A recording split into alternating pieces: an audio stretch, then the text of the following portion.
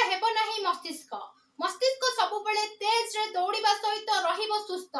Brain health tips ଦେଲେ brain ସାଇନ୍ସର professor B Murali Doval Swami. ମସ୍ତିଷ୍କ ମନୁଷ୍ୟର ଏକ ଗୁରୁତ୍ୱପୂର୍ଣ୍ଣ ଅଙ୍ଗ ହୋଇଥିବା ବେଳେ 1 ମିଲିମିଟର ମସ୍ତିଷ୍କରେ ରହିଛି ଲକ୍ଷ ଲକ୍ଷ ସଂଯୋଜକ ଏବଂ ହଜାର ହଜାର ସ୍ନାୟୁକୋଷ। ମସ୍ତିଷ୍କର ସ୍ନାୟୁଗୁଡ଼ିକ ସବୁବେଳେ ଖୋଲା ଏବଂ ସଫା ରହିବା ଜରୁରୀ। ପ୍ରତିଦିନ 7 ଘଣ୍ଟାଏ ଲେଖାଏଁ ନିଦ୍ରା ସବୁ ମନୁଷ୍ୟ ଶୋଇବା ନିତାନ୍ତ ଆବଶ୍ୟକ।